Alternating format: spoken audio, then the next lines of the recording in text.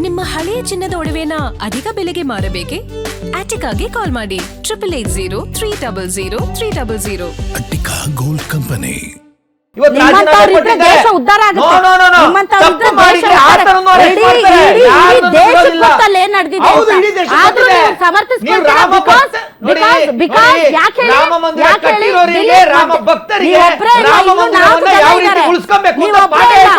ಜನ ಇದ್ದಾರೆ.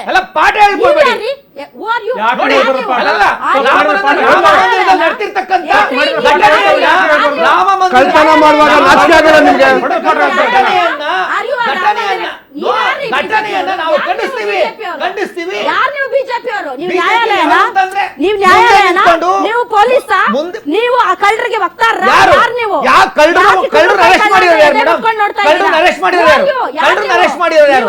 ಟ್ರಸ್ಟ್ ನ ನೀವು ಟ್ರಸ್ಟ್ ಎಸ್ಐಟಿ ಫಾರ್ಮ್ ಮಾಡಿದಾರೆ ಯಾರು? ಎಫ್ಐಆರ್ ಮಾಡಿದಾರೆ ಯಾರು? ಟ್ರಸ್ಟ್ ಮೆಂಬರ್ ಕಂಪ್ಲೇಂಟ್ ಕೊಟ್ಟಾರೆ ಯಾರು?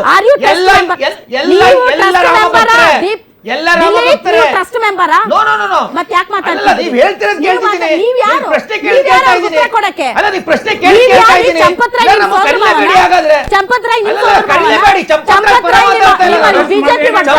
ಪರ ಮಾತಾಡ್ತಾ ಇಲ್ಲ.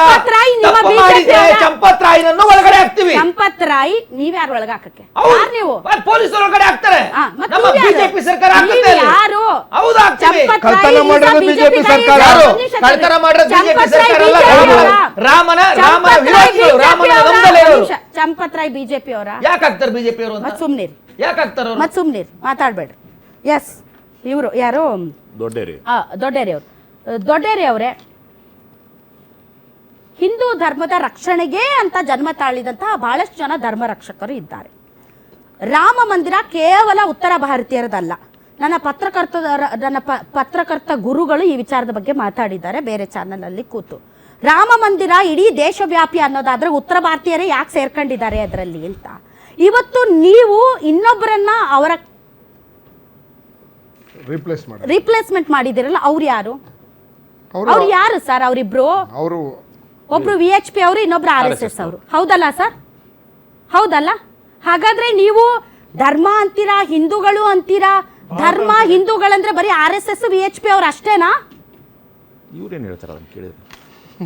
ಅಲ್ಲ, ಯಾಕೆ ಈ ಪ್ರಶ್ನೆ ಯಾಕೆ ನಿಮಗೆ ಕೇಳ್ತಾ ಇದ್ದೀನಿ ಈಗ 2-3 ವಿಚಾರಗಳು ಬಂದಿದೆ. ಇವತ್ತು ನಾವು ಬಿಜೆಪಿಯನ್ನ RSS ಅನ್ನ ಯಾಕೆ ಇವತ್ತು ಇಡೀ ದೇಶದ ಜನತೆ ಅದಕ್ಕೆ ಚೀಮಾರಿ ಆಗ್ತಿದ್ದಾರೆ ಅಂತಂದ್ರೆ, ಇವತ್ತು ಚೀಮಾರಿ ಅನ್ನೋ ಪದವನ್ನ ಎಂಡಾಸ್ ಮಾಡಲ್ಲ. I am sorry to say this. ಬಿಡಿ, ಜನ ತೀರ್ಮಾನ ಮಾಡ್ತಾರೆ. ಧರ್ಮ ರಕ್ಷಕರು, ನಾವು ಹಿಂದೂ ಧರ್ಮ ರಕ್ಷಕರು. ಧರ್ಮ ರಕ್ಷಣೆ ಒಳ್ಳೆದಕ್ಕೂ ಓನ್ ಮಾಡ್ಬೇಕು, ಕೆಟ್ಟದಕ್ಕೂ ಓನ್ ಮಾಡ್ಬೇಕು. ಆಯ್ತು. ಇವತ್ತು ಇಡೀ ದೇಶದ ಜನರ ಭಾವನೆಗೆ ಧಕ್ಕೆ ತಂದವರು ಯಾರು? ಜನರ ಭಾವನೆಗೆ, ಜನರ ನಂಬಿಕೆಗೆ ದ್ರೋಹ ಬಗ್ದವ್ರು ಯಾರು? ಇದೇ ಬಿಜೆಪಿ ಅವರು. ಯಾಕೆ RSS ಮತ್ತೆ ಬಿಜೆಪಿ ಅವರು ಯಾಕೆ ಅಂತ ಹೇಳ್ತೀನಿ ಅಂತಂದ್ರೆ, ಅವಾಗಲೇ ನೀವು ಒಂದು ಪ್ರಶ್ನೆ ಕೇಳಿದ್ರಿ, ಚಂಪತ್ರಾಯ್ ಯಾರು? ಚಂಪತ್ರಾಯ್ VHP ಬರೋದಕ್ಕಿಂತ ಮೊದಲೆಲ್ಲಿದ್ರು ಅವರು? ಈಸ್ ಎ RSS ಮೆಂಬರ್ ಆಗಿದ್ರು, RSS ಸದಸ್ಯರಾಗಿದ್ರು. ಸೊ ಅದಾದ ನಂತರ VHP ಬಂದು ರಾಮ ಮಂದಿರಕ್ಕೆ ಬಂದ್ರು. Is also BJP member. ಅಂದ್ರೆ ಬಿಜೆಪಿ ಇವತ್ತು 20,000 ಕೋಟಿಯನ್ನ ಕೊಳ್ಳೆ ಹೊಡೆದಿರ್ತಕ್ಕಂಥ ಬಿಜೆಪಿ RSS ಜೊತೆ ಸೇರ್ಕೊಂಡು ನಾಗ್ಪುರಕ್ಕೆ ತಗೊಂಡೋಗಿರ್ತಕ್ಕಂಥ ದುಡ್ಡು ಎಲ್ಲಾಗಿದೆ? ಒಂದ್ ನಿಮಿಷ, ಕಾಗ ಕಗ್ಗುಪಕ್ಕತೆ ಅಲ್ಲ. ಒಂದ್ ನಿಮಿಷ, ಕಾಗ ಕಗ್ಗುಪಕ್ಕತೆ ಅಲ್ಲ. ನಾನು ಕೇಳ್ತಾ ಇದ್ದೀನಿ ಇವತ್ತು. ಒಂದು ನಿಮಿಷ,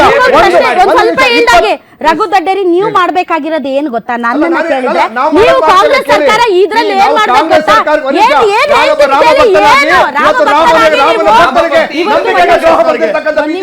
ಸದ್ಯ ಈ ವಿಚಾರದಲ್ಲಿ ರಾಮ ಭಕ್ತಿ ಬರ್ತಲ್ಲ, ರಾಮ ಭಕ್ತಿ ಬರ್ತಲ್ಲ. ಕಾಂಗ್ರೆಸ್ ಈ ವಿಚಾರದಲ್ಲಿ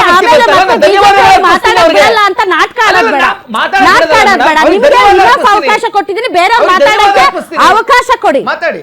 ನೋಡಿ, ನಾನು ರಾಮನ ಒಂದು ಮೋಸ್ಟ್ಲಿ ಇವ್ರಿಗೆ ಗೊತ್ತಿಲ್ಲ ಅನ್ಸುತ್ತೆ. ರಾಮನ ಅವತಾರ, ರಘುಕುಲ ಸೋಮನ ಅವತಾರ. ಅಂದ್ರೆ ರಘು ಅಂದ್ರೆ ನನ್ನ ವಂಶನೇ, ರಾಮನ ವಂಶನೇ ನಂದು. ಸೊ ಹಾಗಾಗಿ ಸಾಮಾನ್ಯ ಸಿದ್ದರಾಮಯ್ಯನವರ ಹೆಸರೇ ರಾಮ ಇದ್ದಾರೆ. ಹಾಗಾಗಿ ರಾಮ ಮಂದಿರ ಡೆಲ್ಲಿನಲ್ಲಿ ಮಾತ್ರ ಇರೋದಲ್ಲ, ಬೆಂಗಳೂರಿನ ಮನೆ ಪಕ್ಕ ಇರ್ತಕ್ಕಂಥ ಸಣ್ಣ ಗುಡಿಸಿನಲ್ಲಿ ಇರ್ತಕ್ಕಂಥ ರಾಮನೂ ರಾಮನೇ. ಸೊ ದೆಹಲಿಗೆ ಹೋಗಿ ಪೂಜೆ ಮಾಡಿದ್ರೆ ಮಾತ್ರ ರಾಮ ಒಲಿತಾನೆ, ಅಥವಾ ನಮ್ಮ ಗುಡ್ಡಿನ ನಮ್ಮ ಪಕ್ಕದ ನಮ್ಮೂರಿನಲ್ಲಿ ಇರ್ತಕ್ಕಂಥ ರಾಮನ ದೇವಸ್ಥಾನದಲ್ಲಿ ಪೂಜೆ ಮಾಡಿದ್ರೆ ಆಗಲ್ಲ ಅಂತಲ್ಲ. ಅಂದ್ರೆ ನಾವು ರಾಮನವಮಿ ಮಾಡ್ತೀವಿ, ಇಡೀ ದೇಶಾದ್ಯಂತ ಮಾಡಲ್ವಾ? ರಾಮ ಮಂದಿರ ಅಥವಾ ರಾಮನವಮಿಯನ್ನ ಕೇವಲ ಡೆಲ್ಲಿಲಿ ಮಾಡ್ತಾರ? ಈ ಬೂಟಾಟಿಕೆ ನಾಟಕಗಳನ್ನ ಜನರನ್ನ ಶೆಲ್ಟರ್ ತಗೊಳ್ತಕ್ಕಂಥ ತಾವು ಮಾಡಿರ್ತಕ್ಕಂಥ ದ್ರೋಹಕ್ಕೆ, ಈ ದೇಶದ ಹಿಂದೂ ಧರ್ಮಕ್ಕೆ, ರಾಮ ಭಕ್ತರಿಗೆ ಮಾಡಿರ್ತಕ್ಕಂಥ ದ್ರೋಹಕ್ಕೆ ಶೆಲ್ಟರ್ ತಗೊಳ್ಳಕ್ಕಂತ ನಾನು ನಿಮ್ಮ ಹತ್ರ ಬೇಡ್ಕೊಳ್ಳೋದೇನು ಗೊತ್ತಾ, ಇವತ್ತು ಅಖಿಲೇಶ್ ಯಾದವ್ ಅವರು ಕರ್ನಾಟಕದಲ್ಲಿ ಲಿಂಕ್ ಇದೆ, ಅನ್ರಿಜಿಸ್ಟರ್ಡ್ ಸಂಘಟನೆಯ ಒಬ್ರು ತಗೊಂಡೋಗಿ ಅಲ್ಲಿ ಬಹಳಷ್ಟು ಭೂಮಿಯನ್ನ ಕರಗಿಸಿದ್ದಾರೆ, ಹಣ ವಸ್ತುಗಳನ್ನು ಕರಗಿಸಿದ್ದಾರೆ ಅಂತ. ಮಧ್ಯದಲ್ಲಿ ಇನ್ನೊಂದು ಮಾತು ಬಂದಿತ್ತು, ಇದು ದೈನಿಕ್ ಭಾಸ್ಕರ್ ಅಂತ ಒಂದು ದಿನಪತ್ರಿಕೆ ಸೇರಿದಂತೆ 2-3 ದಿನಪತ್ರಿಕೆಗಳಲ್ಲಿ ಈ ವಿಚಾರ ಬಂದಿತ್ತು. ಕೋರ್ಟ್ ಮಾಡಿ ಹೇಳ್ತೀನಿ, ಮತ್ತೆ ನಾಳೆ ನಮ್ಮ ಮೇಲೆ ತಪ್ಪು ಬರಬಾರ್ದು ಅಂತ. ಗೋಪಾಲ್ ರಾವ್ ಅಂತ ಕರ್ನಾಟಕ ಪ್ರಾಂತ ಪ್ರಚಾರಕರು, ಆಯ್ತಾ, ಅವರು ಈ ಟ್ರಸ್ಟ್ನಲ್ಲಿ ಏನೂ ಇಲ್ಲ, ಆದರೆ ಅವರು ಸ್ಪೆಷಲ್ ಇನ್ವೈಟಿಂಗ್, ಅವರು ಒಂದು ಸ್ವಲ್ಪ ಪವರ್ಫುಲ್. ಇವರ ಅಳಿಯ ಒಬ್ಬರು ಹೋಗುವಾಗ ಸೋಮೇಶ್ ಆನಂದ್ ಅಂತ, ಏನು ಹೇಳಿ, ಸೋಮೇಶ್ ಆನಂದ್ ಅಂತ, ಅವರು ಗೋಪಾಲ್ ರಾವ್ ಅಳಿಯನೋ ಅಥವಾ ಸಂಬಂಧಿನೋ, ಸೋಮೇಶ್ ಆನಂದ್ ಅಂತ ವಾರದಲ್ಲಿ 1 ಸಲ ಚೀಲ ತುಂಬಿಕೊಂಡು ರೈಲಲ್ಲಿ ಕರ್ನಾಟಕಕ್ಕೆ ಹೋಗ್ತಿದ್ರು, ವಾಪಸ್ ಬರುವಾಗ ಅವರು ವಿಮಾನದಲ್ಲಿ ಬರ್ತಿದ್ರು ಅನ್ನೋ ಒಂದು ಸುದ್ದಿ ಬಂದಿತ್ತು.